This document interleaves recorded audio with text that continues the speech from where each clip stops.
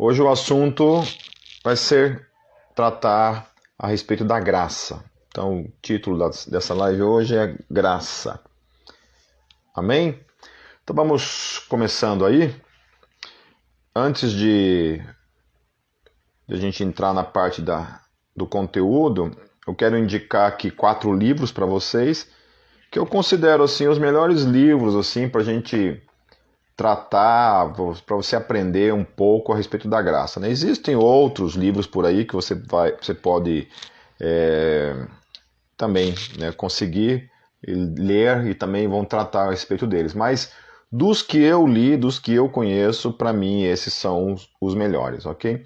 Para mim, sem dúvida, assim, o grande clássico, assim, né, o maior livro para mim escrito sobre a questão da graça é esse livro aqui, Philip Yancey, Maravilhosa Graça.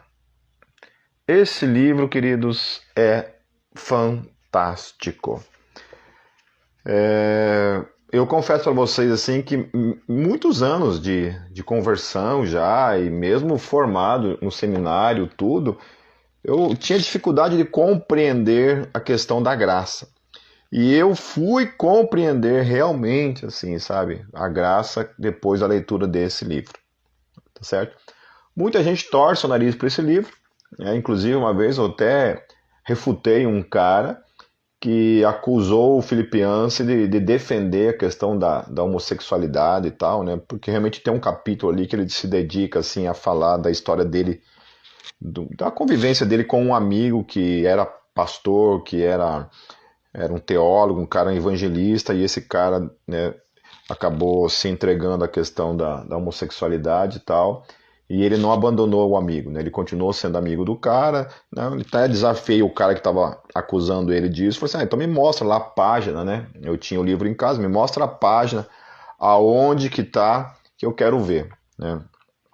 Mas ficou lá, né, até hoje estou esperando o cara mostrar para mim aonde que o Philip Yancey defende a questão da homossexualidade. Não, do contrário, ele apenas relata, né, a amizade dele com esse amigo que é homossexual, que era um pastor, né, evangelista e tal. E é isso daí. Mas é muito bom, queridos, é excelente, certo? É livro de ficar com a toalhinha do lado lá e chorando lá, certo? Outro livro também, eu até considero assim, ele até mais claro ainda do que o Maravilhosa Graça, que é esse daqui, ó. Nas Garras da Graça, do Max Lucado. O Max Lucado, o bom dele é que ele tem uma linguagem assim muito simples, né, nos seus livros, né? Enquanto que o Philip Yancey, ele tem uma linguagem muito mais assim no aspecto abordando, talvez assim, a preocupação dele seja abordar o cético, né? O Philip Yancey tem muito essa pegada nos seus livros de abordar a questão do cético, daquele que não crê, daquele que usa talvez o sofrimento, né, para atacar a fé, esse tipo de coisa, né? Ele usa muito, ele escreve muito sobre o sofrimento, o Philip Yancey, né? Já o Max Lucado, ele também é um ótimo escritor, mas ele tem uma linguagem um pouco mais simplificada, né, mais popular, digamos assim. Mas não estou com isso dizendo que o livro é pobre ou coisa desse tipo, tá, queridos? O livro é muito bom, é excelente, certo? É muito bom para você compreender a questão da graça. Um que eu vou também citar aqui também é a mesma coisa, né? Acho que todo o autor que vai escrever sobre a graça, ele corre esse risco de ser visto como um cara, talvez assim, leviano, talvez um herege, talvez um cara que barateia a graça, né, anuncia uma graça barata, certo? Né? Então, corre esse risco realmente. Mas eu discordo de todos esses caras que falam esse tipo de coisa, porque eu já li esse livro e em nenhum momento eu entendi que a graça era barata. Do contrário, né? Eu sei do valor da graça e sei do valor da vida de santificação, que é o que a gente vai tratar também nessa noite, né? Que é esse livro aqui. O Evangelho Maltrapilho, do Brennan Manning.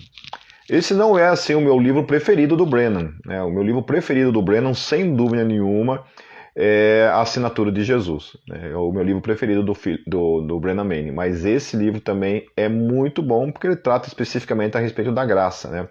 E muita gente não gosta, entendeu? Não gosta do Brennan Manning, né?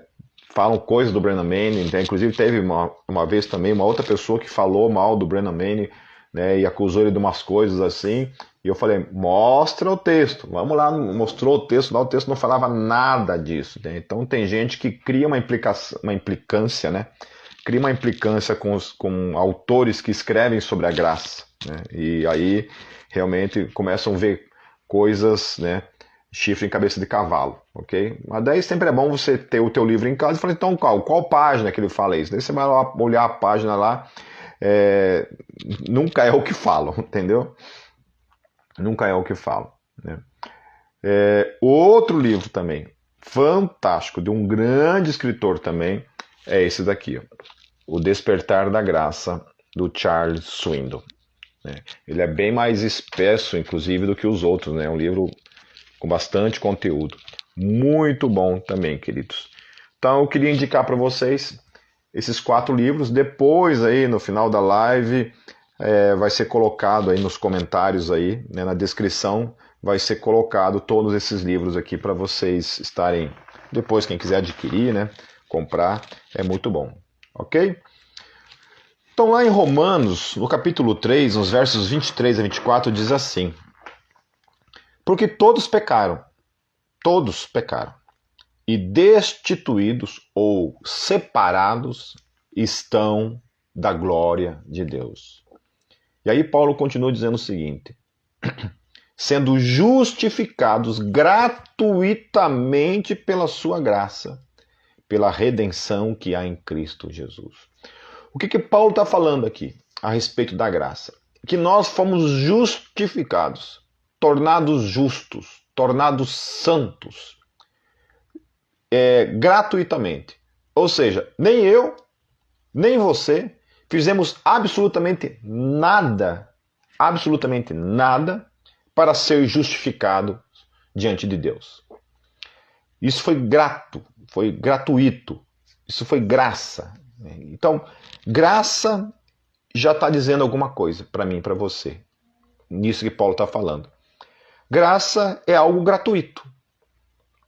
É algo que é de graça. É dado gratuitamente para mim e para você. Lá em Romanos 5, 20 a 21, Paulo também dizendo: veio, porém, a lei para que a ofensa abundasse. Ou seja, a lei, ela não diminui a ofensa. A lei não diminui o pecado. A lei, do contrário, ela só aponta. Tá vendo? Ó, não faça isso, você vai e faz. Isso que é o propósito da lei. A propósito da lei é apontar o pecado. É justamente falar para mim, para você, e colocar eu e você nessa consciência de quem de fato nós somos, pecadores. E que não podemos nos justificar por nós mesmos. Não tem lei que justifique a mim e a você. Entende? Por quê? Porque a gente não consegue obedecer, não consegue vivenciá-lo. Mas onde o pecado abundou, ou seja, por causa da lei, como a lei apontou para mim e mostrou para mim que eu sou pecador e incapaz de obedecê-la, onde abundou o pecado, superabundou a graça. Ou seja, a graça está acima da lei. Para que assim como o pecado reinou na morte, também a graça reinasse pela justiça, para a vida eterna, por Jesus Cristo, nosso Senhor. Daí um último versículo, também em Romanos. Mas se é por graça, já não é pelas obras. Ou seja, nada do que eu faço tem alguma coisa a ver com a graça. Nada do que eu faço. Posso matar a fome de todos os pobres do mundo, posso, né, ser um cara 100% santo, que não peca, guardado dentro de uma caverna lá, né, que eu acho que talvez seja a única possibilidade de eu não pecar. Tudo isso não é nada. Não é nada, não tem peso algum. A graça está acima de tudo isso. Então não é pelas obras. De outra maneira, a graça já não é graça. Então se fosse por obra, já não é graça. Se fosse por merecimento, por que o Pipe recebeu graça? Ah, porque ele não peca. Ah, então ele recebeu graça. Então isso não é graça. Ah, por que o Pipe recebeu graça? Ah, porque ele matou a fome lá de todos os pobres do mundo. Deu todo o seu dinheiro e matou a fome de todo mundo. Então isso não é graça, isso é mérito. Então eu mereço receber. Então eu e você não merecemos receber a graça. Por isso que é graça. Certo? Por isso que é graça. É gratuito. Não tem nada gratuito. É isso. É uma coisa gratuita. Né? Se você paga para receber, não é gratuito. É pago. Então, as obras, pessoas que se movem pelas obras, são pessoas que pensam que as suas obras, de alguma forma, compram a graça. Eles pensam que as suas atitudes, as suas ações, de alguma forma, torna eles merecedores da graça. Mas é gratuito. É gratuito. Você pode matar a fome do mundo todo e um outro cara não fazer absolutamente nada. Entendeu? Os dois vão receber gratuitamente. E vão receber essa graça. E vai ser gratuita. Se, porém, é pelas obras, já não é mais graça. De outra maneira, a obra já não é obra. Amém? Então, graça é graça e obra é obra. E isso é gratuito. Durante uma conferência britânica a respeito de religiões comparadas, técnicos de todo o mundo debatiam qual a crença única da fé cristã, se é que existe essa crença. Eles começaram eliminando as possibilidades. Encarnação? Outras religiões tinham diferentes versões de deuses aparecendo em forma humana. Ressurreição? Novamente, outras religiões tinham histórias de retorno dos mortos. O debate prosseguiu durante algum tempo até que C.S. Lewis entrou no recinto. A respeito do que é a confusão? Ele perguntou, e ouviu a resposta dos seus colegas que estavam discutindo sobre a contribuição única do cristianismo entre as religiões do mundo. E Lewis respondeu, isso é fácil, é a graça. A graça realmente, queridos, somente o cristianismo e mais nenhuma outra religião da face da terra. Somente o cristianismo oferece a graça em sua doutrina, em seus dogmas. Somente a fé cristã oferece essa palavra. Essa palavra, ela é única no cristianismo. Não existe mais em nenhum outro lugar das religiões no mundo todo. Ok? O David Simmons, ele fala uma coisa interessante. Ele fala assim, há muitos anos cheguei à conclusão de que as duas causas principais da maioria dos problemas emocionais entre os cristãos evangélicos são estas. O fracasso em entender, receber e viver a graça e o perdão incondicionais de Deus. Então, a primeira coisa é esse fracasso de entender. De receber, de viver a graça e o perdão. Nós, por alguma razão, eu e você, temos uma dificuldade extrema de compreender a graça, primeiramente, depois receber essa graça, aceitar essa graça para a nossa vida, depois viver essa graça e também aceitar esse perdão incondicional de Deus. De alguma forma a gente olha para tudo isso, a gente tem dificuldade. Está enraizado na nossa mente, na nossa vida, que a gente precisa fazer alguma coisa, porque ninguém dá nada de graça. Entende? Então a gente pensa que esse tipo de coisa, de alguma forma, a gente precisa fazer alguma coisa para merecer aquilo. Então a gente tem dificuldade, primeiro de entender, depois de receber, depois de viver, né, e aceitar esse perdão na nossa vida. E aí, como segundo, e o fracasso de distribuir esse amor, perdão e graça incondicionais aos outros. Ou seja, não somente nós temos dificuldade de entender, aceitar e viver a graça e o perdão incondicional de Deus, como nós também temos dificuldade de aplicar isso na nossa relação com os outros.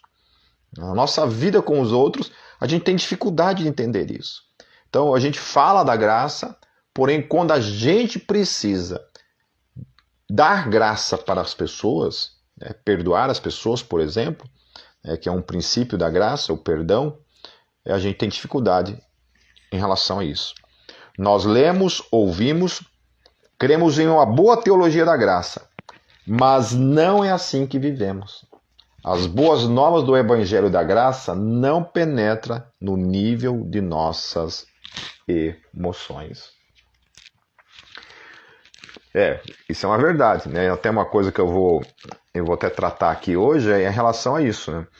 A primeira coisa que a gente entende na nossa caminhada na fé cristã é essa questão de entender que Jesus morreu numa cruz, né, pelos nossos pecados, ponto tal, beleza, a gente entende isso. A gente entende isso. A gente recebe Jesus como Senhor e Salvador nas nossas vidas. Porém, a encarnação dessa realidade, que é a graça, no nosso dia a dia, é uma outra história. Às vezes você demora anos para entender, compreender a dimensão da graça e conseguir de fato aplicá-la na sua vida. Então, por exemplo, quando eu errava, eu tinha muita dificuldade de me perdoar. Nossa, uma dificuldade muito grande. E às vezes, claro, depende do erro, da burrada que você faz, né, é difícil você se perdoar, né? Mas a graça, com certeza, a compreensão da graça por meio desses livros que eu li, me ajudou muito, mas muito mesmo, a lidar com a questão dos meus erros, das minhas falhas, dos meus pecados, de uma maneira muito diferente de como eu tratava antigamente. Então tem muita gente, por exemplo, que não consegue se perdoar e não consegue perdoar os outros. Quando peca, abandona tudo, porque não consegue receber a graça na sua vida. Mesmo que leve ele, né, que a pessoa se arrependa, ainda assim ela tem dificuldade de abraçar a graça na sua vida. Então, graça é um favor imerecido que Deus concede aos homens pecadores. Favor conquistado não é favor. Compaixão merecida não é compaixão. A principal verdade da palavra e a última a ser encarnada em nossas vidas como realidade é a graça de Deus. A religião sem a graça nos diz que devemos seguir as regras ao pé da letra e que o fracasso provoca rejeição eterna. Então, todas as religiões que não trabalham com a graça, no caso difere do cristianismo, mas ainda até mesmo dentro do cristianismo, nós vou falar alguns exemplos para vocês aqui, de que muitas vezes, mesmo numa religião como o cristianismo, que tem essa questão do fundamento da salvação pela graça, existem muitos ensinos que vão passar por cima, atropelar esse ensino a respeito da fé cristã, que é a questão da graça. E então lá fora, fora do cristianismo, como já falamos, não existe graça. Por exemplo, vou dar alguns exemplos para vocês. Os mestres hindus calcularam com precisão matemática quanto tempo leva para que seja feita justiça a uma pessoa. Então, a fim de equilibrar o castigo por todos os meus erros nesta vida e nas vidas futuras, eles calcularam que é necessário 6.800.000 encarnações para que o meu pecado seja justificado, o meu erro seja justificado. Ou seja, de certa forma eles têm razão. De certa forma eles têm razão. Por quê? Porque isso aqui nunca vai acontecer. Ou seja, nem quem acredita em reencarnação um dia vai receber essa justificação. Ok? 6.800.000 reencarnações. O planeta Terra não chegou nem perto disso. Está muito, muito longe disso. Os seres humanos, a vida humana na Terra está muito, muito, mas muito longe disso. Muito, mas é muito mesmo longe disso. Nós não temos ainda 1000 gerações, por exemplo. Né? É muito menos do que isso, certo? Pergunte às pessoas o que elas devem fazer para ir para o céu e a maioria vai responder: ser uma pessoa boa, ser bom. Então, quantas vezes eu em evangelismo de rua assim, as pessoas falavam assim: eu não preciso de Jesus, não preciso de Deus. Mas né, o pessoal falava assim: eu não mato, não roubo, não faço mal para ninguém. Vocês já ouviram isso? Ou seja, na concepção dela, pelo fato dela não fazer isso, não praticar esse tipo de mal, sim, evidente, né, ela acha que de alguma forma ela é justificada, ela é salva diante de Deus só pelo fato dela não matar, não roubar, né, não mentir, por exemplo. Então, sem a graça, se não existe graça, o que existe é esse tipo de pessoa. Né? O que existe é a lei. São pessoas que acham que vão lá observar certas leis ou fazer coisas boas e com isso vai haver justificação do seu pecado. Então, no século IV, né, tratando essa questão do legalismo, mesmo legalismo dentro da religião cristã, né? No século IV, os monges viviam de uma dieta de pão, sal e água. Um monge construiu para si uma cela tão pequena que tinha de se dobrar em 2 para entrar nela. Outro passou 10 anos em uma gaiola circular. Simão Stiglitz estabeleceu o padrão extremo.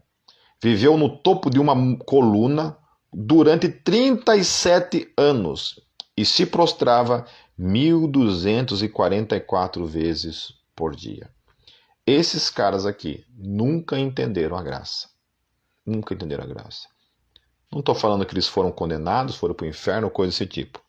Mas certamente foram pela graça sem entendê-la.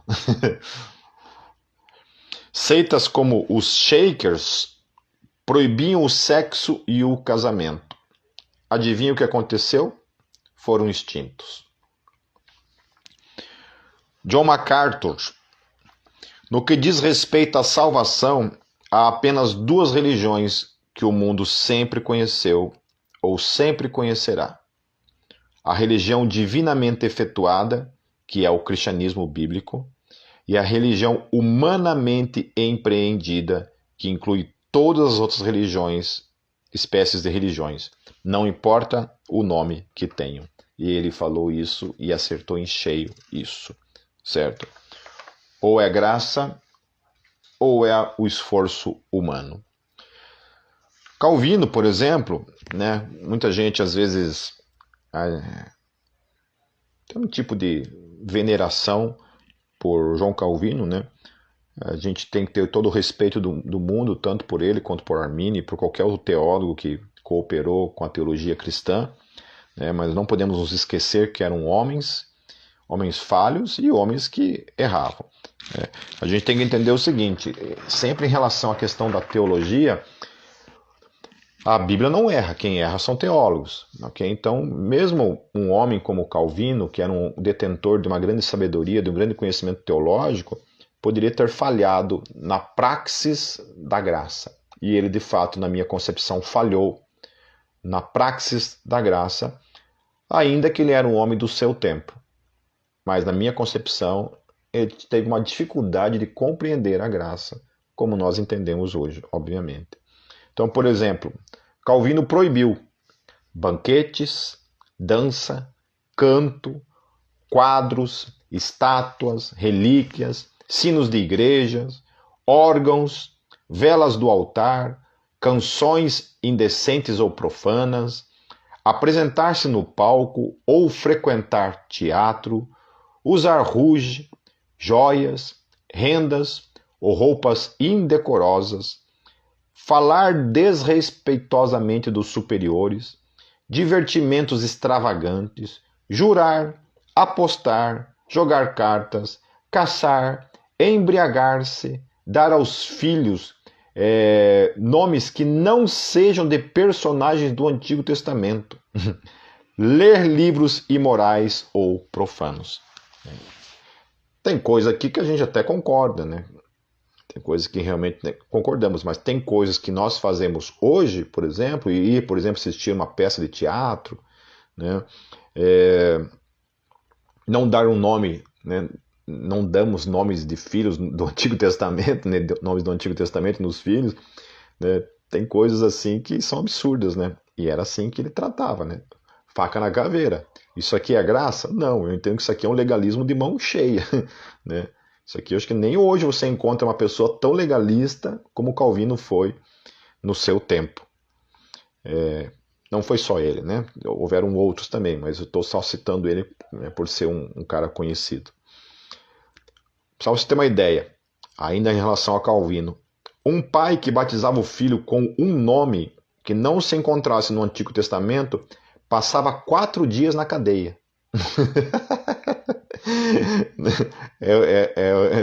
Dá risada, né? Assim como a mulher cujo penteado fosse de altura imoral. Ficava 4 dias na cadeia. O consistório degolou uma criança que bateu nos pais. Eles afogavam qualquer mulher solteira que estivesse grávida. Nós estamos falando da igreja, meus queridos. Então, não estou falando aqui de satanista, não. Estou falando da igreja. Em incidentes separados, o filho adotivo de Calvino e sua nora foram executados porque foram encontrados na cama com seus amantes. Então, eles haviam cometido um ato de adultério ou fornicação e foram executados pela igreja. Leslie Newbigin, ela dizia assim: o projeto de trazer o céu de cima para a terra sempre resulta em trazer o inferno de baixo. O que ela quis dizer isso? Esse padrão moral divino, que muitas vezes só existe no céu, e a gente querer trazer isso sobre a terra, né? A Bíblia fala a respeito de um Deus que, se manifestar a glória dele no nosso meio, nós seremos fulminados, mortos, com certeza, por causa da santidade de Deus. E aí esses caras querem trazer essa santidade aqui para os nossos dias, entende? Onde nenhum erro é tolerável. Claro que isso daqui foi na sua época, né? Hoje ainda tem muita igreja aí que vivenciam coisas semelhantes, mas não chegam a matar ninguém por causa disso, né? Executar uma pessoa, matar uma criança ou coisa desse tipo, ou prender alguém por causa disso, né? Não no cristianismo, pelo menos, né? Alguns países muçulmanos liberam uma polícia moral para espancar mulheres que se atreverem a dirigir carro ou andar sem véu em público. Isso é legalismo. Os hotéis em Israel instalaram elevadores sabáticos, que no sábado param automaticamente em todos os andares para que os judeus ortodoxos possam evitar o trabalho de apertar os botões dos andares. O código de Connecticut dizia o seguinte em relação ao sábado: ninguém vai correr no sábado, nem caminhar no seu jardim, ou em qualquer outro lugar, exceto reverentemente para a reunião e de volta dela. Ninguém vai trabalhar, cozinhar, fazer camas, varrer a casa, cortar cabelo ou barbear-se no sábado. Se algum homem beijar sua esposa, ou a esposa o marido, no dia do Senhor, o casal culpado será punido à vontade do tribunal de magistrados. Olha só, isso é legalidade, né? É o legalismo, né? Isso tem uma coisa a ver com graça? Absolutamente não. O legalismo, ele incentiva a hipocrisia, porque ela define um conjunto de regras que podem encobrir o que se passa por dentro. E isso aqui é batata, meu querido. É batata. Você quer ver um cara assim que é muito moralista, muito legalista, faca na caveira, assim, ó, sabe? O cara que tudo é pecado, sabe? Tudo é pecado. Pode apostar. Esse cara tá devendo alguma coisa. Esse cara por dentro tem alguma coisa ali nele, sabe? E geralmente vai estar muito ligado àquilo que ele costuma apontar na vida dos outros. Por exemplo, se é um cara que gosta muito de denunciar coisas como sexualidade, pode apostar que esse cara tem problemas com sexualidade. Ok? O legalismo, outra coisa que também que ele proporciona, além de proporcionar a hipocrisia, porque a hipocrisia, porque ninguém é perfeito, todo mundo peca, todo mundo erra, entende? Então não tem por que você tratar o pecado de uma forma legalista, ao invés de tratar com graça, com perdão, com misericórdia, com compaixão. Né? O legalismo ele também desperta sentimentos de orgulho. Onde o cara acha mesmo que ele é mais santo que os outros. Onde ele pensa, ele traz sobre ele uma concepção de santidade própria, dos seus próprios méritos, e não como algo que é produzido pela santidade em Cristo Jesus, certo? Nenhum de nós é santo por nós mesmos. Nós somos santos por causa de Cristo, porque Ele vive em nós e Ele é santo. Ele nos tornou santo. Aí a Teresa de Ávila ela diz: das devoções total e dos santos de cara fechada, poupa-nos, ó Senhor. Então realmente é isso, né? Que Deus nos poupe desse tipo de gente que, né, legalista e que não sabe agir nesse mundo com graça. Gálatas 2:21 diz assim, em relação à lei. Paulo vai trabalhar essa questão da lei, das pessoas legalistas. Olha o que ele fala de maneira bem radical. Não aniquilo a graça de Deus, pois se a justiça provém da lei, segue-se que Cristo morreu de balde. Ok? Então, está falando isso. Olha, se a salvação é esse negócio de guardar sábado, esse negócio de não beijar minha esposa no dia do Senhor, de correr, não posso caminhar, não posso passear no jardim, eu tenho que ter nome nome bíblico do Antigo Testamento no meu filho, entendeu? Esse tipo de coisa. E se a salvação depende disso, então para que graça? Então eu vou lá, né? Ter meus filhos lá, colocar o nome no Antigo Testamento, não vou caminhar, não vou fazer um monte de coisa, está tudo certo. E olha o que Paulo fala aí na mesma carta de Paulo aos Gálatas. No capítulo 5, no versículo 4, ele fala assim: separados estáis de Cristo, vós, os que vos justificais pela lei, da graça tendes caído. Olha que pesado isso. Ou seja, a pessoa que procura viver pela lei, automaticamente ela caiu da graça. Ela não está mais debaixo da graça e vai viver então pela lei.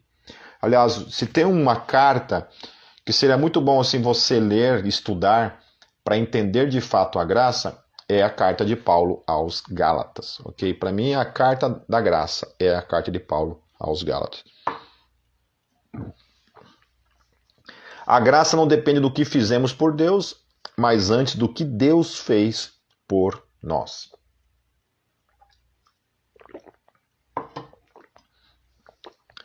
Lutero parece ter compreendido mais a respeito da graça do que Calvino e de outros da sua época.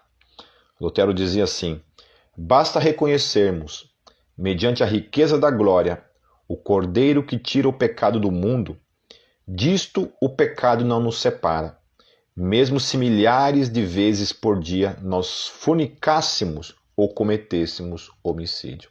Essa é uma compreensão, né, muito gloriosa, muito grandiosa a respeito da graça. E é interessante, né, porque isso que Lutero falou aqui é algo muito radical.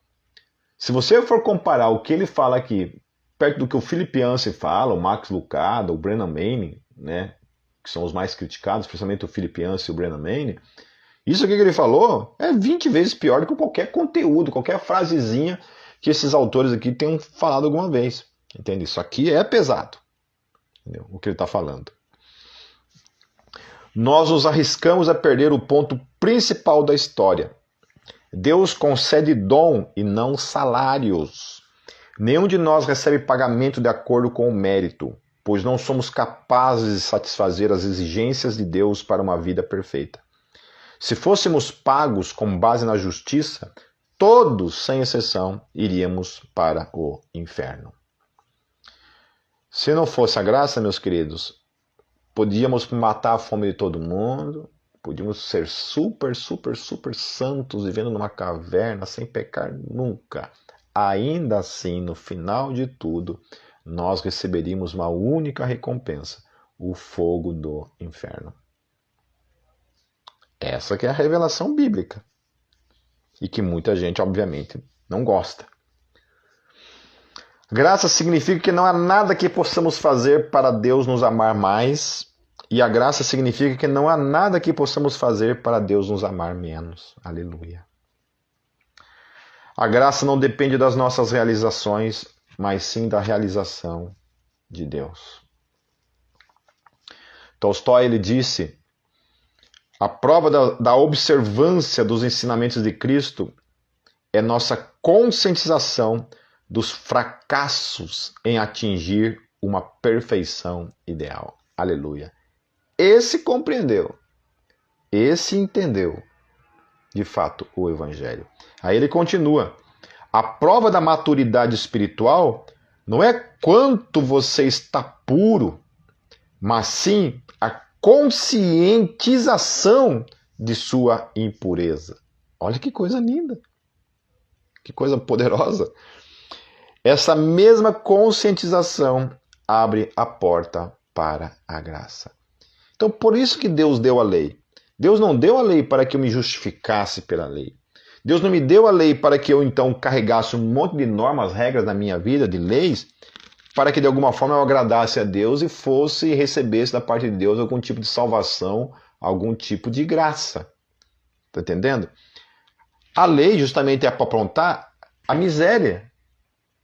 A minha miséria, os meus pecados, os meus defeitos, a minha incapacidade de agradar a Deus, que é o que Tolstói está falando aqui. Então, uma vez que eu tenho a consciência de que eu sou pecador, e eu recebo a graça, isso me constrange, isso me transforma, isso é transformador, isso é extremamente radical, e isso não existe em nenhum outro lugar do planeta, da história da raça humana. Em nenhuma outra religião, em nenhuma filosofia. Há um texto que fala assim, só um pouquinho, deixa eu pegar aqui, que eu acho maravilhoso. Se Cristo não existiu, os homens que escreveram os evangelhos eram tão grandes quanto ele. Jean Rousseau. Ou seja, olha, se Jesus não existiu, esse negócio de evangelho é tudo invenção, os caras que inventaram a graça são bons, viu? Os caras que inventaram esse conceito de graça é algo muito poderoso. Tanto que tem um outro artigo no meu blog que se chama Fé Impossível, 17 razões pelas quais o cristianismo não deveria ter dado certo e deu, porém deu. Ele trata que um dos grandes problemas, são 17 questões ali, mas uma delas é a graça. Porque não tem sentido alguém ter inventado a graça, não faz o menor sentido. Entende? A graça ela conspira contra toda a concepção humana acerca de justiça. Ela conspira contra. Do esforço, ela conspira contra o esforço humano, coisas desse tipo. Uma coisa interessante que Filipenses ele fala assim: os verdadeiros santos nunca perdem de vista a sua pecaminosidade. Amém? Quem é verdadeiramente santo tem consciência de quem é. Né? Lá no meu WhatsApp está escrito lá, ó, sou um pecador, salvo pela graça, sem hipocrisia nenhuma, sem falsa humildade, sem isso aí, nada disso. Sou mesmo, entendeu? Sou um pecador, salvo pela graça. Se não fosse a graça, eu estava lascado. Se não fosse a graça, eu estava lascado. Eu sou um pecador, de fato. A Nancy Mears, ela diz assim: eu não participo da ceia porque sou uma boa pessoa, santa, piedosa e correta. Participo porque sou uma pessoa ruim, cheia de dúvidas, ansiedades e ira. Amém? Ou seja, tenha consciência de quem é. Um pecador que se assenta na mesa do Salvador para comer do pão e beber do vinho, para comer do corpo de Cristo e beber do sangue de Jesus. O arrependimento, não o comportamento adequado, ou até mesmo a santidade, é a porta de entrada da graça. O reconhecimento de que é um pecador.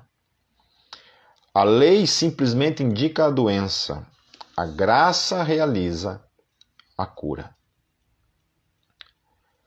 É interessante porque a Bíblia ela fala que a graça ela nos foi oferecida antes mesmo de termos sido criados. Antes de haver criação, antes de haver universo, antes de haver galáxias, estrelas, planetas e vida, a graça já estava lá. Lá em 1 Pedro 1, 18 a 20, diz assim: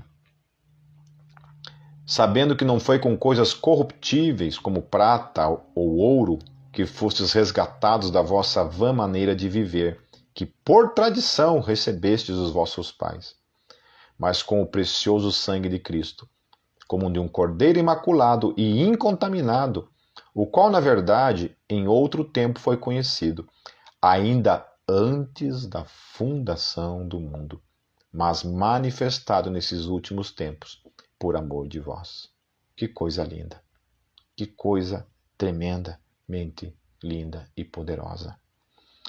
Se a salvação, alguém pode perguntar assim, se a salvação é pela graça, e não há nada que eu faça que pode me separar do amor de Deus, por que então deixar de pecar?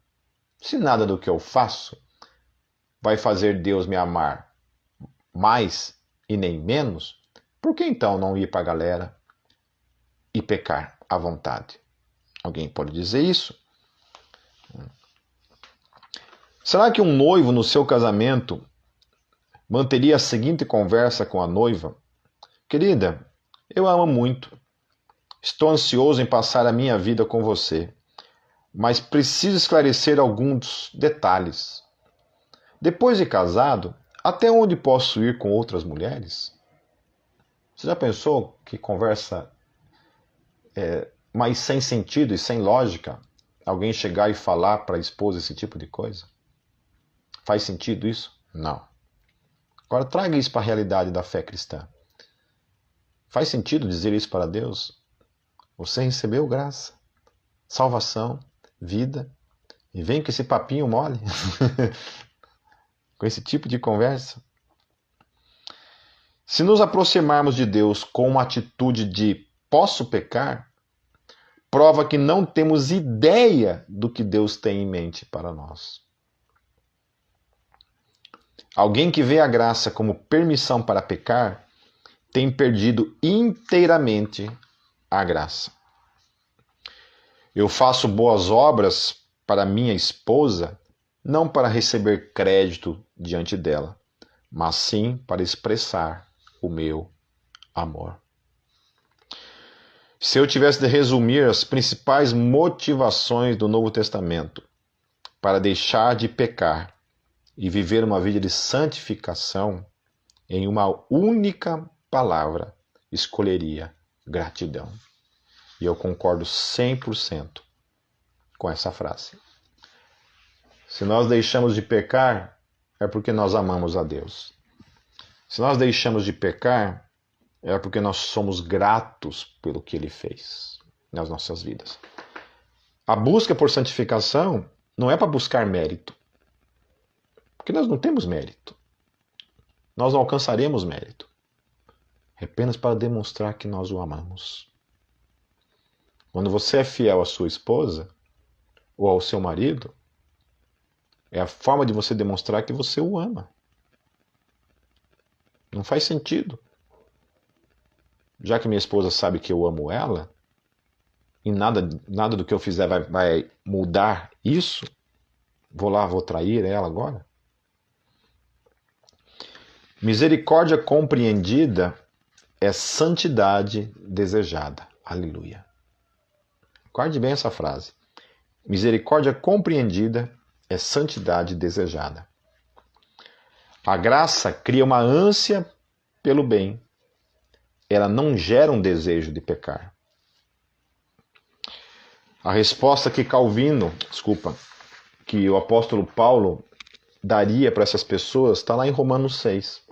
A própria Bíblia responde para esse tipo, com relação a esse tipo de pensamento. Diz assim, capítulo 6, eu vou pular alguns versículos, tá? Eu vou falando os versículos e vou lendo. Versículo 1 e versículo 2. Que diremos, pois? Permaneceremos no pecado para que a graça abunde? Olha aí o pensamento. Ele fala, de modo nenhum.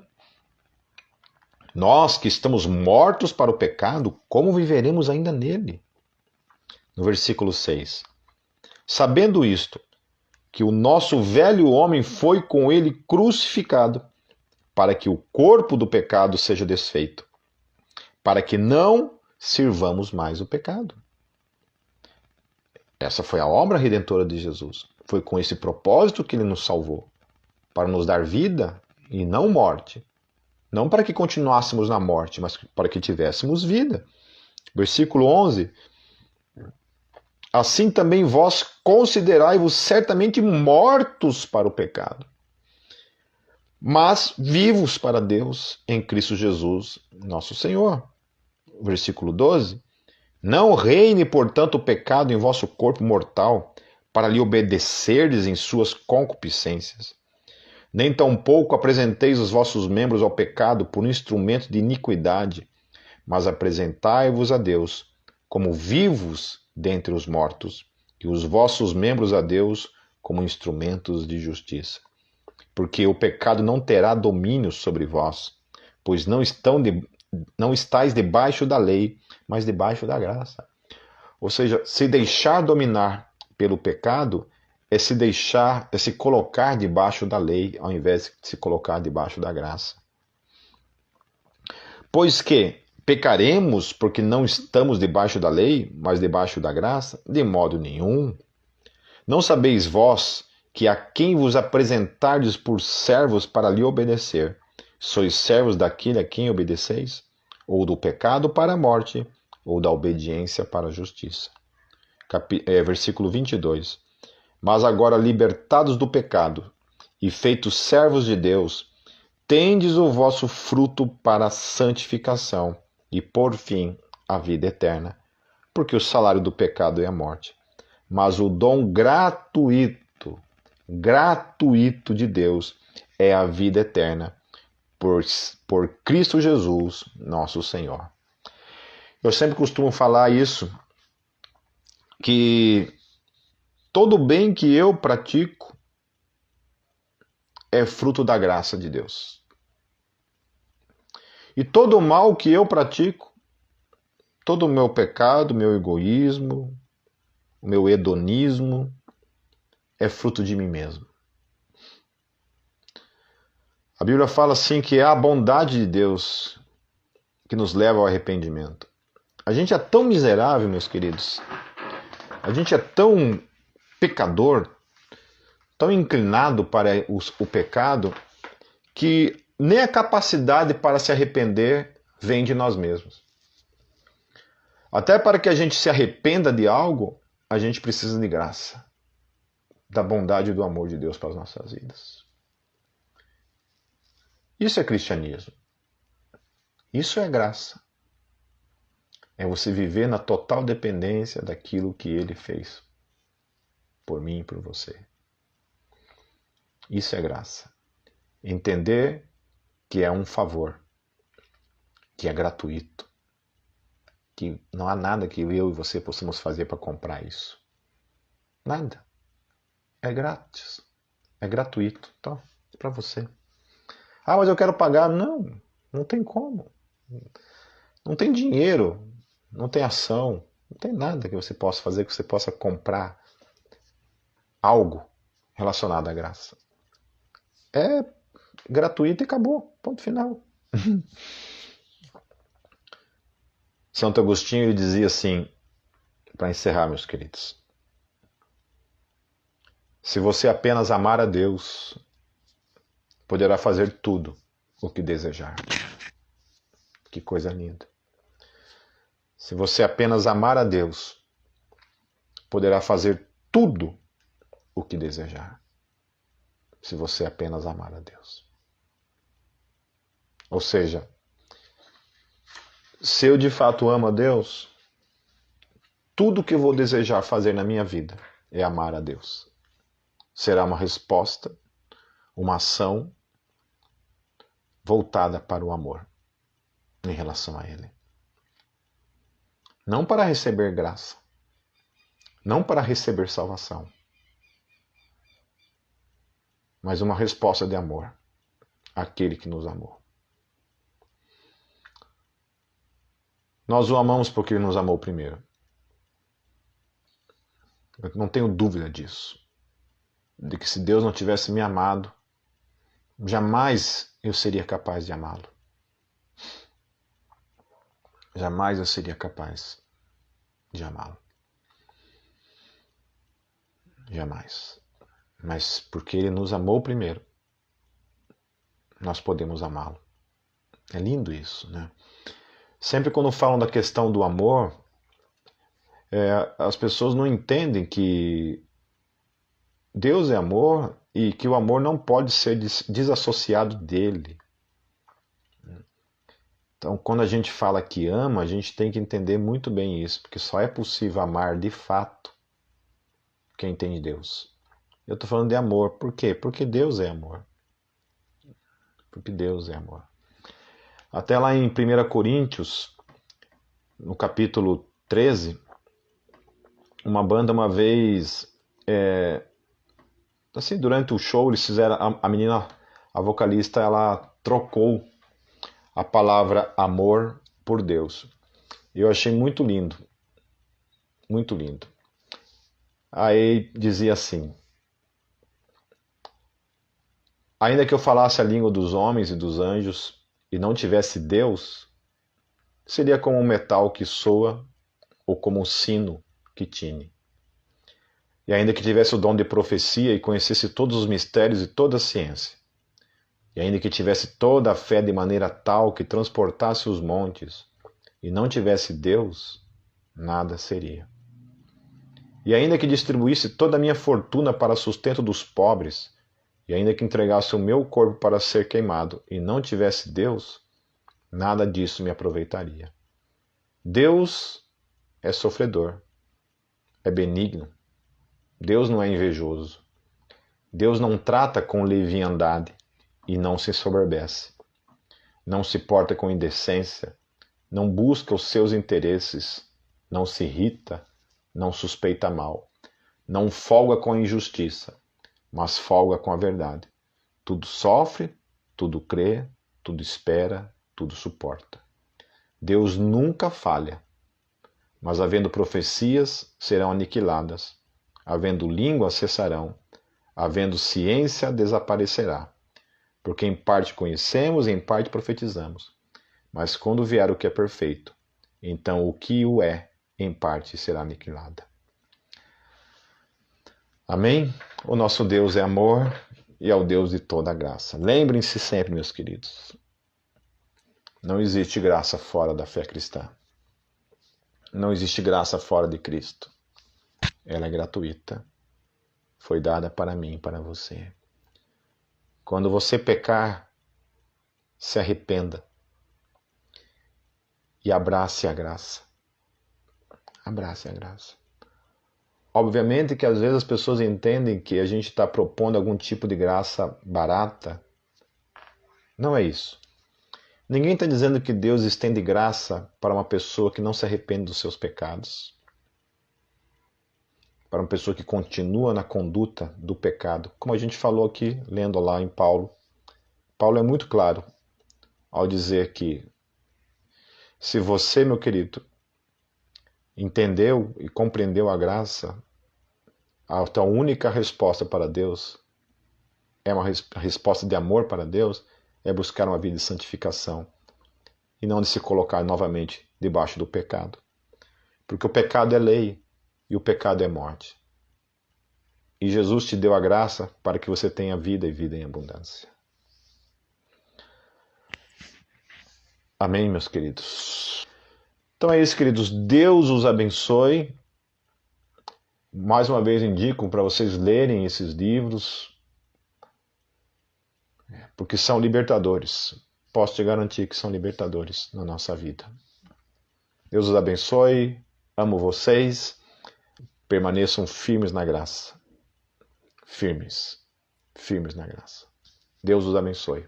Um beijo em seus corações. Amém.